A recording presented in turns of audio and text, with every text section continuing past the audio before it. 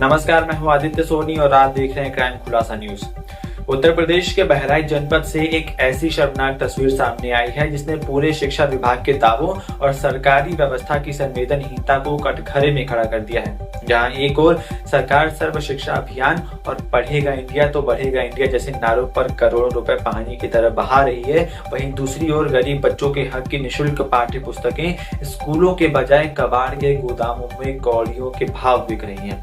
हैरानी की बात यह है कि जिन नई नवेली किताबों पर बिक्री के लिए नहीं, नॉट फॉर सेल की मुहर लगी है, वे भारी मात्रा में तराजू के पलड़ों पर तौली जा रही हैं।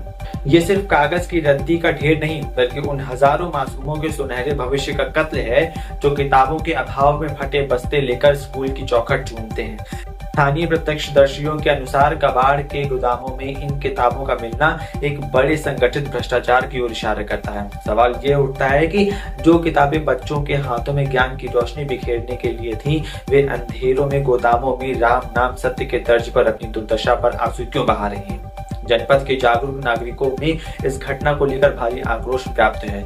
अभिभावकों का कहना है कि वे सत्र शुरू होने के महीनों बाद भी बच्चों को किताबें नहीं मिलती, जबकि वही किताबें बिचौलियों और भ्रष्ट तंत्र की मिलीभगत से रद्दी बन रही हैं। ये घटना चीख चीख कर पूछ रही है कि आखिर इस महापाप का जिम्मेदार कौन है। अब पूरे जनपद की निगाहें इस बात पर टिकी हैं कि इस बड़े खुलासे के बाद जिम्मेदार अधिकारी अपनी कुंभकर्णी नींद से जागते हैं या इस मामले को भी रद्दी की पुरानी फाइलों की तरह दबा दिया जाता है। इस पूरे प्रकरण पर जिले के शीर्ष प्रशासनिक अधिकारी की क्या प्रतिक्रिया है, आइए जानते हैं बहराइच के जिलाधिकारी का पक्ष भी।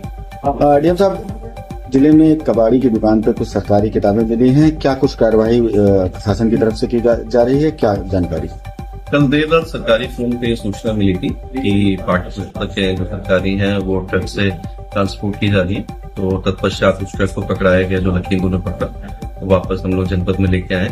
वर्तमान में उसको चेक करा रहे हैं कि ये किताबें जो उनके पास मिली है वो कहाँ से आई है। जहां तक जिले के शिक्षा विभाग का है, उनका कहना है कि जो उनका स्टॉक है हमारे जिले का वो पूरा है, तो एक प्रशासनिक कमेटी के माध्यम से उनके स्टॉक का वेरिफिकेशन किया जा रहा है और उचित विधिक कार्रवाई आगे की जाएगी ट्रक के खिलाफ, एवं जहां से वो किताब उन्हें प्राप्त की है वो पूरी चेन इसकी समझी जाएगी कि उनको ये कैसे प्राप्त हुआ। क्या इन किताबों के सौदागरों पर कभी कोई ठोस नजीर पेश करने वाली कार्रवाई होगी या फिर ये मामला भी समय की धूल में दबकर रह जाएगा? अब देखना यह है कि प्रशासन सच में जवाबदेही तय करता है या बच्चों के भविष्य की ये नीलामी यूं ही चलती रहती है। तब तक के लिए बने रहे क्राइम खुलासा की न्यूज के साथ। धन्यवाद।